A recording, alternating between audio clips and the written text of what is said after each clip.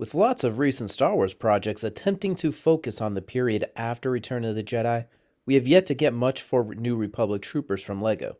So today, as part of the challenge, I'm going to create my own custom figures using primarily LEGO figure parts themselves. Alright everybody, right now we got a smorgasbord of different parts and pieces and figures here to work with.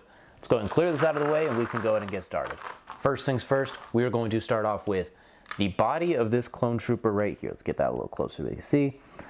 Obviously one of the 501st clones from that battle pack recently. That's the only part we are going to keep though, is that torso. So we're even going to pop off the arms here, pop off the legs. We're just going to keep this intermediate torso right here.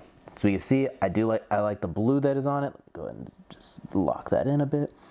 I do like the blue. I like that little cover. I like the cover part on it too. I like the strap. I think this is really fun. We got these leg pieces here that we are going to use that I got from Pick Up Brick as well. Molded at the bottom. I like the way these will pop in. There we go. We got the starting point.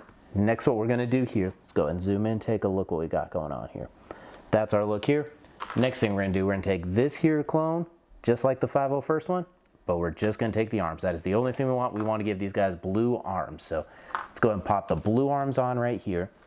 The reason I am doing this too for these New Republic troopers is I like the blue because it looks like kind of what we saw in Ahsoka, for example, just some of the garments that they have underneath. But the reason I wanted to use some of the white like we saw with the clones is I'm treating this like while they were on Coruscant, after they started liberating from the Empire, they saw some of the armories from the Stormtroopers, some of the old ones from the Clone Wars. Like when you're trying to basically more or less establish a new government and a new in-charge military at that point, you're going to want to use the best equipment that you can get your hands on. So I don't think they're going to be using scrubs like we see it with these type of guys in the original trilogy. So this gives them a little bit of armor to get going with what they've been doing.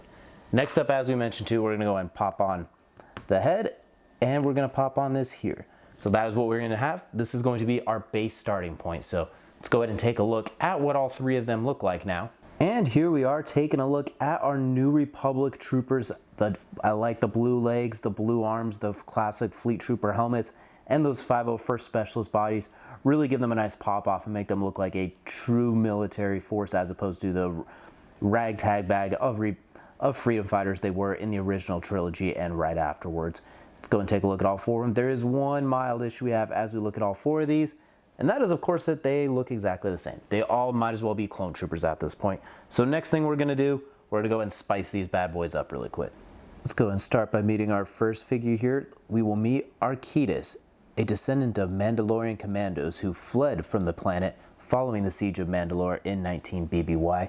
Raised by those former commandos, he definitely lacks no skill with a blaster or in combat, while still maintaining a very light and quick appearance, gliding through the air using a jetpack, as well as several different weapons at his disposal, with some Beskar armor underneath his normal attire as well. After the Night of 1,000 Tears, he decided to join the New Republic's effort in an attempt to thwart what was left of the remaining Empire. Now, before anyone comes after me, I do know that this is technically not a Mandalorian battle pack, but simply the helmet would not fit when I tried to use that one. I do have one handy, it just did not fit. It is right here. It just couldn't work. So before anyone comes after me for that, that is what we have. But this is Arquidus, the former bounty hunter Mandalorian turned New Republic commando. Next up, let's go ahead and meet Darius. Darius is known amongst the group, as well as most of the New Republic, as the Swiss Army knife. An incredible pilot, an elite weapons technician, an incredible shot, awesome strategist, and also a very well-trained medic. Whenever they're in the field, he has everything covered. He is like their version of Tech. Initially joining the Resistance after the Battle of Hoth and fighting his way all the way through into the New Republic, he is basically their go-to for just about anything they need.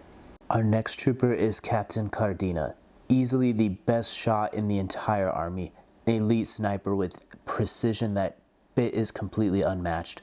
Earning her role as captain following the Battle of Hoth, Cardina is responsible for helping save the remaining troops after the evacuation of a lot of the primary ships for those who were still left stranded while the Empire was still taking over Echo Base.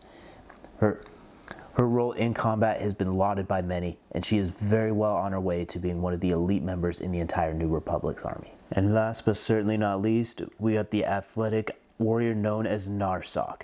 And wait, yes I know, before everyone yells at me, it is a Gungan. I know, but you know what? The New Republic, united we stand, divided we fall. Everyone comes together, so there is a Gungan as part of this army. There are aliens all over Star Wars. We are getting an alien here.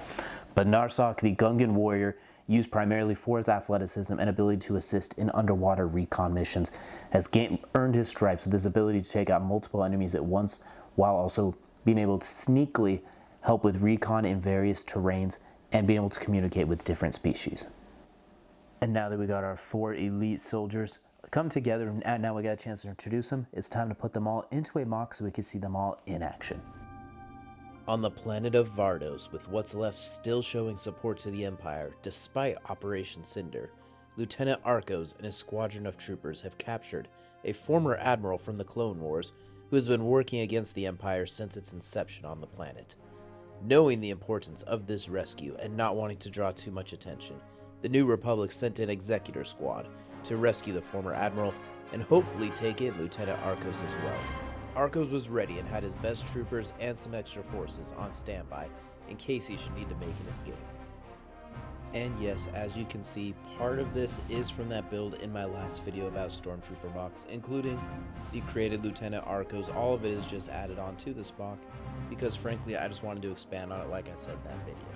I hope you all enjoyed this video as much as I enjoyed making it. Hopefully you enjoyed the mock and the troopers. This is actually part of the Downfall RPG FIGBARF challenge for the month of January to make New Republic troopers. I will have that link to the Discord in the description. If you didn't hate the video, you know the drill when it comes to the like and subscribe buttons. It's free, helps me out a lot, and you can unsubscribe later on if you get sick of me, although please don't. Thank you all so much for watching, and we will see you all again next time.